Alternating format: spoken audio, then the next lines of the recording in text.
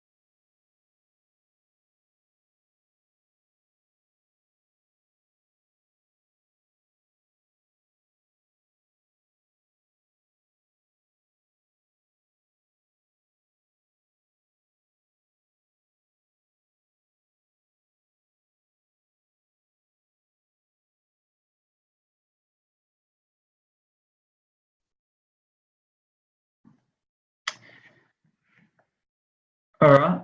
Hi, everyone. It's just 11, so we'll get started. So my name's Alex Silcock. I know I'm appearing as Steve, but I'm just stealing his login today. So I'm a paralegal at Law Quarter, and we're a law firm specialising in energy law. For those of you who don't know us, and our principal is Connor James, who's worked in-house at a few energy companies. And so has a good understanding of the legal framework of the energy market, and also do some regulatory work for our sister business, Compliance Quarter, which provides compliance services to energy and financial services companies. So we'll jump in. And today I'm going to talk about the National Energy Customer Framework, and specifically some of the key differences in its implementation in different jurisdictions. So a bit of background, I guess. So the reason we have these state modifications is because the Commonwealth Parliament's sphere of power doesn't extend to making laws about energy, unless, of course, those laws are incidental to some other subject matter that was in the Commonwealth's power. So constitutionally, lawmaking in relation to energy is a job for the states. But with the implementation of the national energy market and the cross-border arrangements that come with that, it makes sense to have a national regime. So the impetus for introducing the framework was initially the deregulation of the energy market. And I guess the main issue that the governments were concerned to address before states would allow competition was the need to protect consumers from the abuse of market power. So essentially, the NECF, the framework, is made up of the National Energy Retail Law and the National Energy Retail Rules, as well as the jurisdictional derogations in each jurisdiction. So the National Energy Retail Law is set out in the schedule to the South Australian National Energy Retail Law Act, and then adopted by each other state in the various jurisdictions.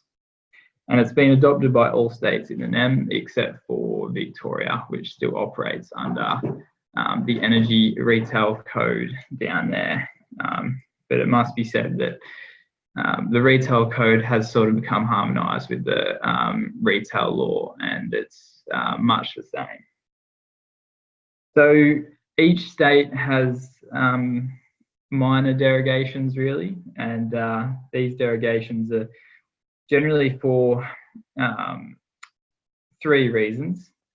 The first being, I guess, timing issues. So you can see from the graph up in the right-hand corner there that each jurisdiction sort of came to deregulation and the introduction of the NECF at different times. So a lot of, and some of them still haven't transitioned to full retail contestability yet. So that is one of the main reasons for a lot of the derogations. Another reason we have the derogations is just state policy dictating the need for specific or additional consumer protections, and possibly also a third reason is just the unique circumstances in each state that are often provided for in the law or the rules. So from here on in, I'm just going to go through, and well, I can't cover all of the derogations. I'm just going to work through some of the key ones in each state, except for the ACT, which I'll sort of mention on the way.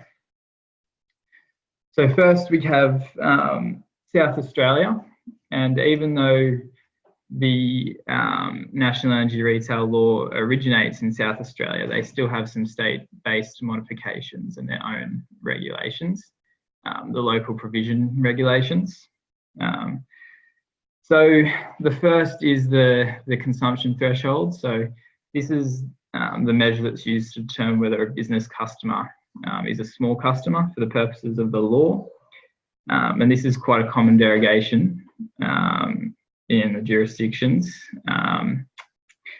So despite the National Energy Law regulations having a consumption threshold of 100 megawatt hours per year, South Australia actually operates with 160 under its own state-based regulation. So any business consuming under this amount in South Australia would satisfy the definition of small customer.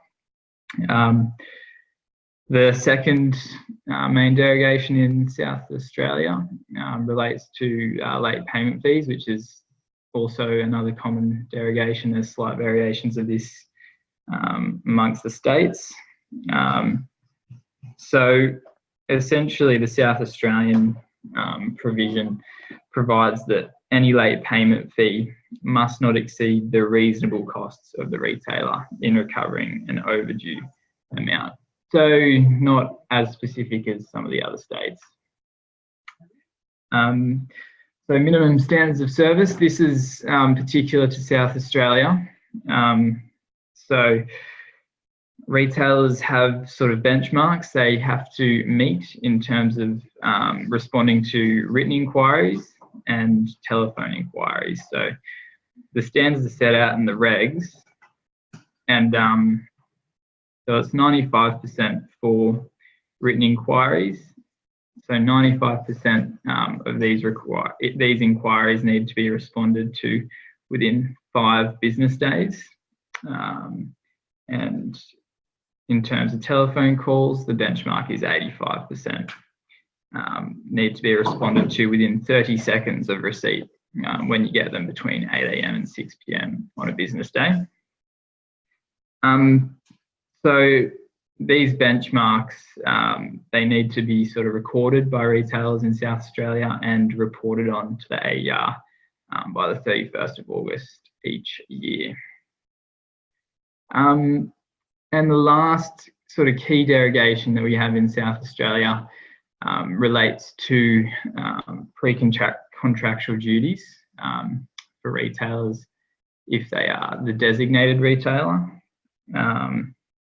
So Section 31 of the law, the National Energy, or Clause 31, I should say, of the National Energy Retail Law, provides that for small market offer customers, which is a small customer who is a business customer and consumes energy above the lower consumption threshold, designated retailers don't need to offer their standing offer.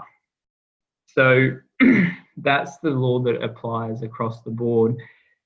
South Australia have derogated from that and said that their retailers are not absolved of this obligation in South Australia. So they still are required to do it. And that change is also reflected in Rule 16 and the modification there. And this is this also applies in the ACT actually, and it's one of the ACT's few modifications of the rules. So we'll move on to New South Wales, a bit of gloating here from me. So there, to the consumption threshold again, it's an easy one to start with. So theirs is 100 megawatt hours. So this is in line with the national regulations. So there's no derogation there. The derogation in relation to paper billing charges is essentially a rule that if you're a retailer and you issue a small customer with a paper bill, you can't charge them any extra, nor can you charge any extra fee if a person wants to pay the bill at an Australia Post outlet. The main sort of derogation regarding the actual retail law in New South Wales is the market monitor. And if you see that in the legislation, that essentially means IPART. And as I talked about, this is probably one of the derogations that comes from the transition to deregulation. So while IPART no longer sets regulated prices in New South Wales, it still plays some role as the market monitor. So it still has functions like investigation and reporting. So the main derogations in New South Wales are sort of, giving IPART its powers. And probably the main one to be cognizant of if you are a retailer is Section 8C. So that requires retailers to provide IPART with certain information, and that assists them in their oversight and reporting role. So the next one is the early termination fees. So New South Wales has a few specific rules around this, and it gives sort of more detailed obligations about how and when termination fees may be charged. So essentially, in New South Wales, you've got to include certain information in the contract initially if you want to charge a late termination, an early termination fee. So details of the amount and the manner of the charge. It's got to be a reasonable estimate of the costs resulting from the termination, and this doesn't include costs from lost supply or profits. So this is one that's come in only at the start of this year, and so they also give some examples of reasonable costs. So things like a solar PV system, storage system, digital meter. So they're sort of reasonable costs you can include in your termination fee, but I guess you've got to remember that these must be set out in the contract initially if you want to recover them. So yeah, 73A sort of adds to this and says that any early termination charge, however, even if you do include that information, has to be waived if the customer is a hardship customer, or they're on the low income household rebate, medical energy rebate, or they're paying it under the assistance scheme. So the last derogation we'll talk about in New South Wales is the waiver of late payment fees. So as I said before, this is quite a common one.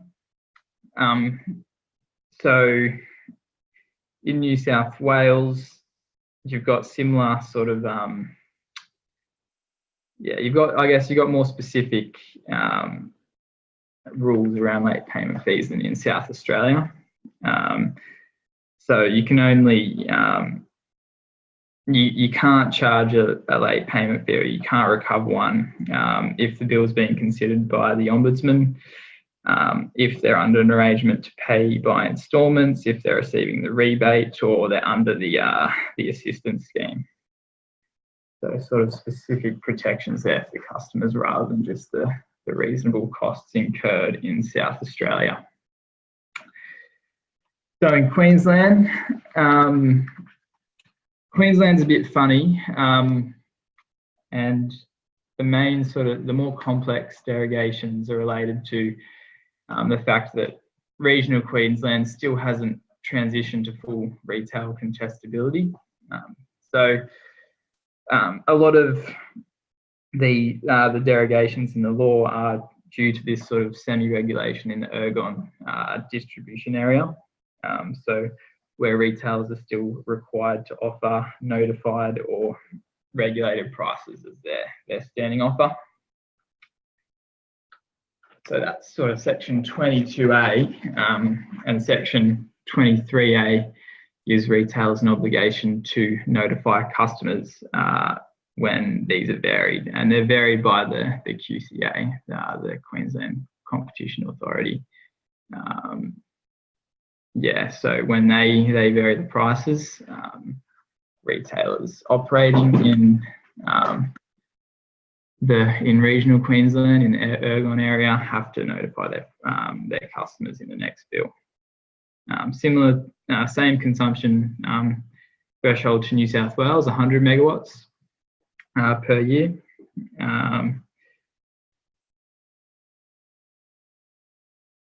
and there is quite a lot of sort of practical little modifications to the rules, mainly in Queensland as well.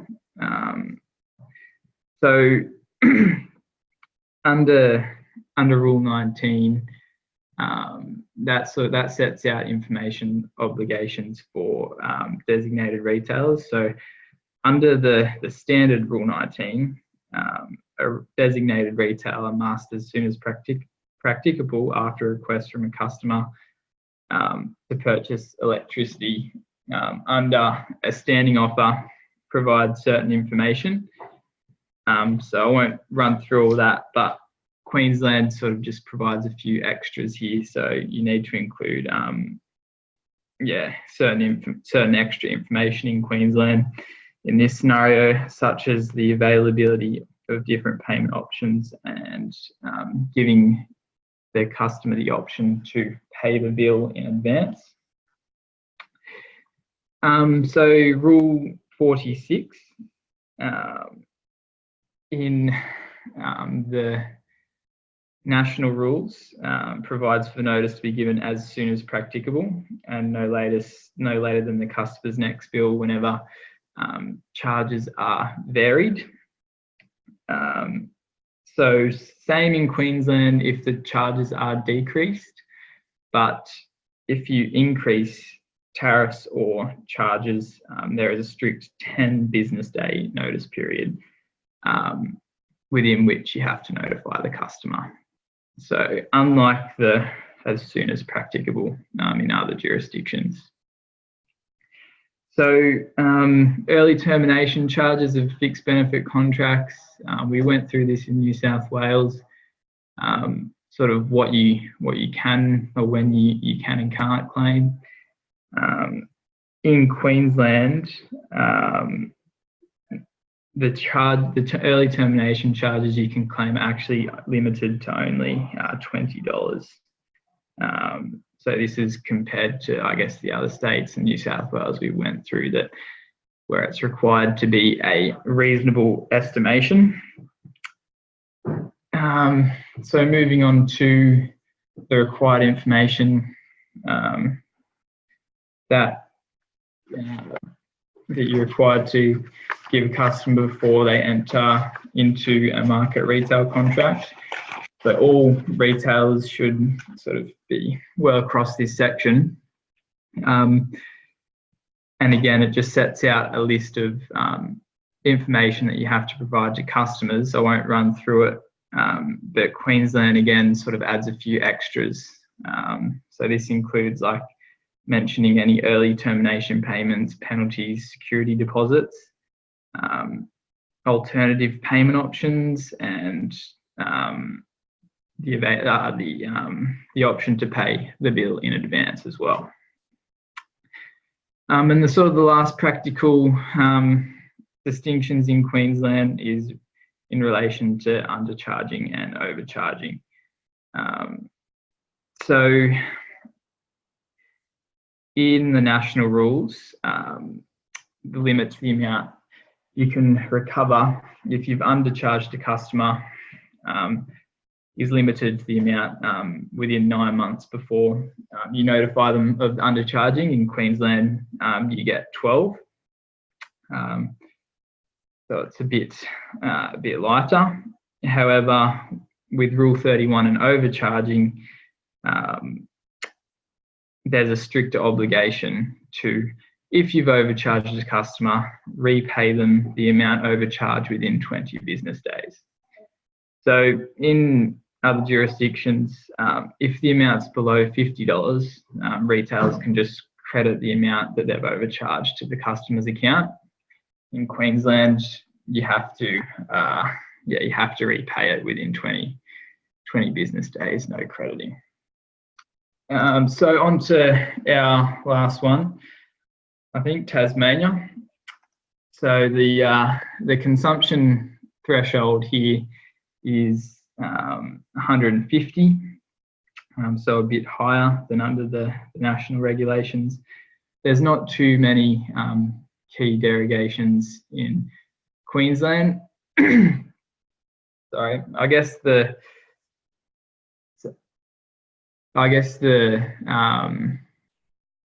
yeah, the main one is the deemed contract obligations. So essentially, this relates to an area of the regulation that can be misunderstood, and it's the carryover and move-in provisions. So these provisions apply when a new customer moves into a premises that a retailer is supplying, or if a retailer's current contract with the customer terminates. So when either of these things happen, the customer is placed on a deemed contract, which is just the retailer's standard contract. So the Tasmanian derogation is that if either of these things happen, a move-in or a carryover, then the retailer that's supplying the premises must tell the customer of their right to enter a standard retail contract with the regulated offer retailer for the premises, which is Aurora Retail. Because as you would remember from that first slide, Tasmania still doesn't have full retailer contestability yet. So the regulated offer retail term has been abolished in other jurisdictions, but it's still in place there, where the Tasmanian economic regulator still regulates Aurora Energy's standard prices. So this is similar to regional Queensland, I guess, but that the state regulator still sets the prices, but the position is slightly different. So while Queensland retailers or regional Queensland retailers have to match the notified prices set by the QCA, in Tasmania the retailers still set their own standing offer prices, but the consumer has the choice to switch to Aurora and the regulated prices if they wish. And that's similar to the setup in the ACT as well. So the last derogation, again, is late payment fees, and that's something that you do have to watch out for. That varies state to state, really. So same as the others, you have to waive them for hardship customers, but you've also got to waive the late payment fees if the customer holds a healthcare card under the Social Security Act, is a pensioner, they're on a payment plan, or if they have died and the account is suspended. So a few extra things to watch out for there. So that concludes the presentation. I guess the main takeaway is that, yeah, there's lots of practical rules that of significance for a lot of retailers, and a lot of them are quite straightforward and prescriptive, like lists of information, like the late payment fees and the required information provisions. But I guess it's the sort of the multitude of different instruments that can make a retailer's task of knowing which obligations they're under in each jurisdiction a little bit daunting. Yeah, so if anyone has any questions, feel free to speak up.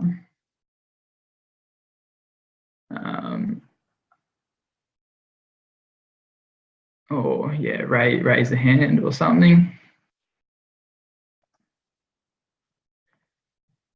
All right, I've got a question here. So yeah, if I can't answer them all straight away, I'll yeah, take them on notice and possibly shoot you an email afterwards.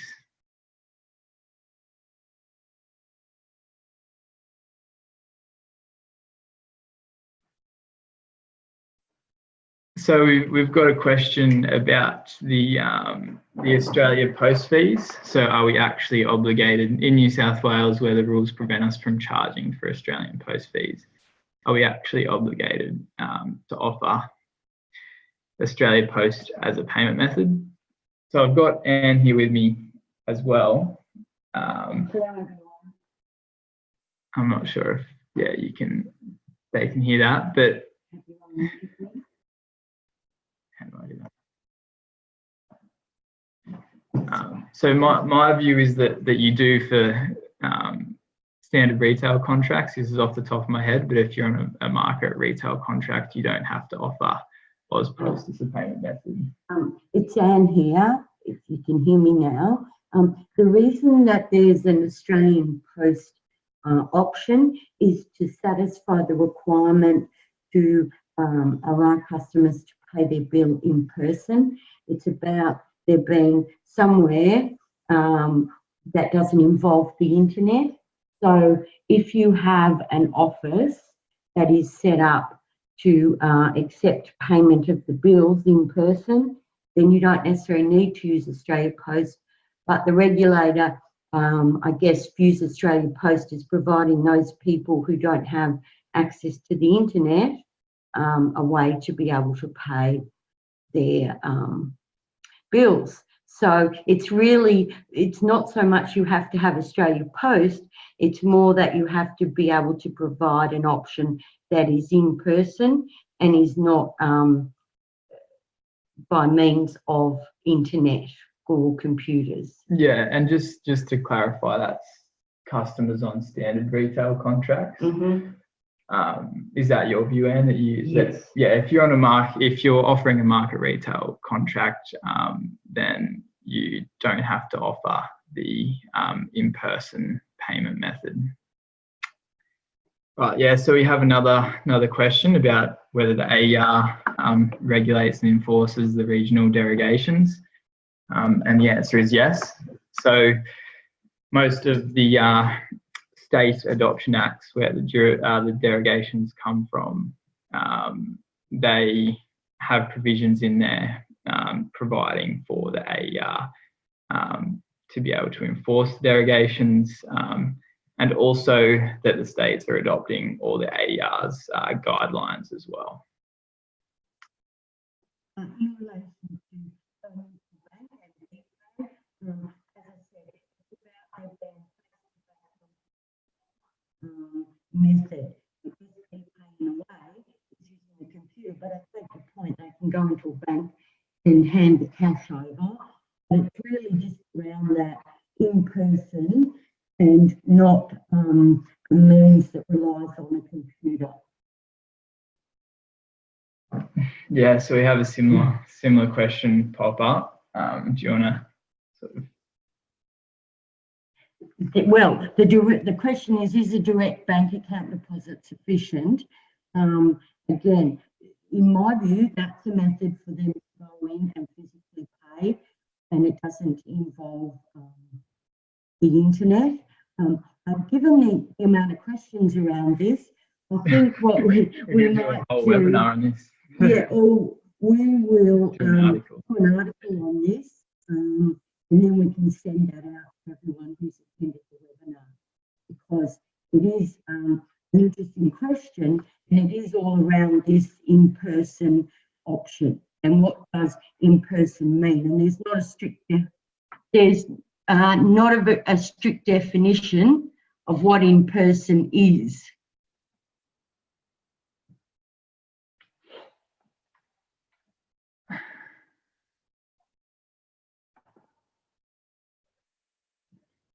All right.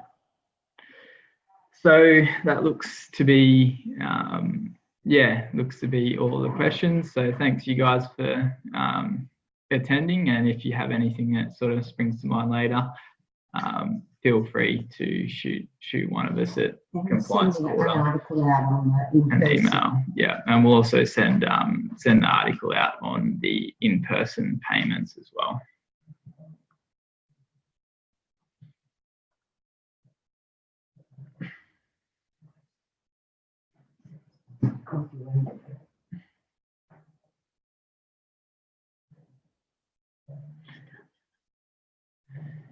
Yeah, sorry, David, that just came through. So on Queensland, yeah, I'll take that that last question about the fees on notice, and we'll look into that a bit further. But my understanding with the Queensland derogation is that you have 12 months that you can recover in Queensland, but that's compared to the 9 months in the other jurisdictions. But yeah, I'll double check that for you as well. All right, thanks guys. Thank you.